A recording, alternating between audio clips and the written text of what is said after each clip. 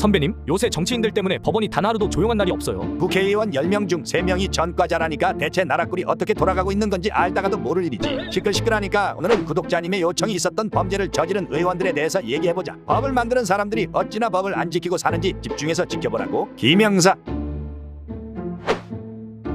너네 난 누군지 아직 잘 몰라. 정봉주야. 현역 국회의원 중에서 전과 이범이 넘는 사람은 12명이나 되는데 그 정도 기록은 명함도 못 내밀 사람이 있지. 스스로 전과 후범이라고 자랑을 하고 다니는 정봉주 전 의원이야. 자랑 아닌 자랑을 하고 다닌 건 옛날부터 유명하죠. 평소에도 거친 말투로 논란을 몰고 다닌 정봉주는 민주화운동과 관련된 사실을 빼고도 여러 차례 범죄를 저질러서 처벌을 받았지. 17대 대선을 앞두고 대선 후보와 관련된 허위 사실을 유포한 사실이 인정돼 최종적으로 징역 1년형이 선고되었고 만기 출소했어. 어린 아이들 앞에서 이혼 소송 중이던 전 부인의 목을 조르고 기구를 사용해 폭행을 하고 조계사 앞에서 기자회견을 열려다 저지당하자 한 할머니를 밀쳐 벌금형을 선고받기도 했잖아요. 여러 범죄 행위를 늘 자랑스럽게 말하고 다녔지만 DMZ 발목질의 경품 선물 논란을 일으킨 후 거짓으로 사과를 했다고 한 사건은 절대 잊혀지지 않을 것 같다. 팔목질에 DMZ에 들어가고 경품을 내는 거야. 팔목질에 밟는 사람들한테 목발 하나씩. 당에서도 공천을 취소할 정도로 커버치기 힘든 발언이었으니까요. 여러분과 함께 행복했습니다.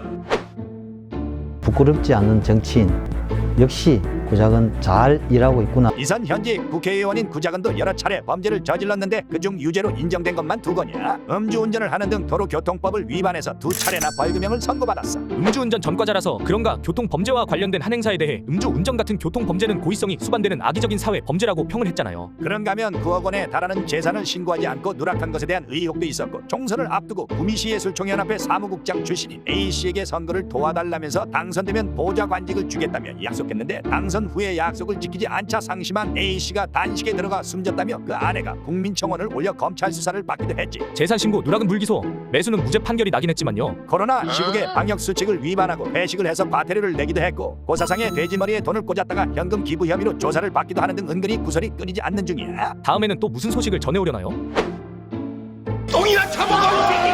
장군의 아들로 이름난 김두한은 어릴 때부터 서울의 이름난 깡패 두목인 구마적과 신마적을 굴복시킨 악명 높은 싸움꾼이었어. 20대가 되어서는 종로의 우미관 일대를 완전히 장악했고 서울 폭력계에서는 그 누구도 그에게 대들지 못했지. 참 대단한 깡패예요. 하는 일이 그러니 뭐 감옥을 제 집 드나들듯 했고요. 자기 말로는 39번 유치장과 감옥 신세를 졌다고 했는데 정확하진 않지만 그 정도 되는 게 이상하게 들리지는 않아요. 그러더니 한동안 스스로 협객 행세를 하거나 반공투쟁을 하면서 개인이 행동했는데 그 덕분인지 2차례나 국회의원에 당선되기도 했어. 국회의원이 된 후에도 국회 내에서 난투극을 벌이는 등 수차례 폭력 행위로 구속과 석방을 반복했죠. 그리고 생애 마지막으로 구속되는 엄청난 사건을 저질렀잖아요. 삼성그룹 계열사인 한국비료공업의 사찰인 밀수 사건에 대한 대정부 질의를 마지막 질의자로 나선 김두한은 정부와 관료들의 부패를 비판하는 긴 연설 끝에 총리와 부총리들을 향해 눈물을 끼얹었어. 김두한은 이 일로 국회에서 제명됐고 구속돼 심각한 고문을 당한 걸로 알려져 있죠. 1년 여간 수감 생활을 한 김두한은 오래지 않아 생을 마감했어.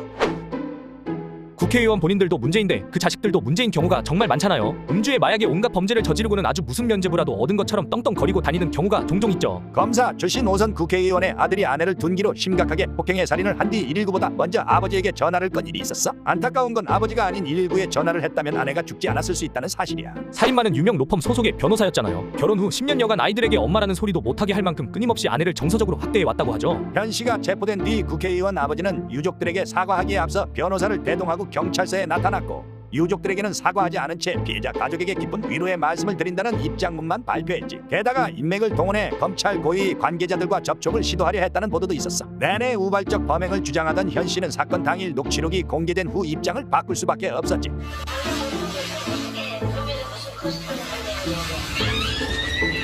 결국 아버지는 변명에 여지도 없는 중대한 범죄라고 꼬리를 내렸죠. 대단한 집안이네요. 정말.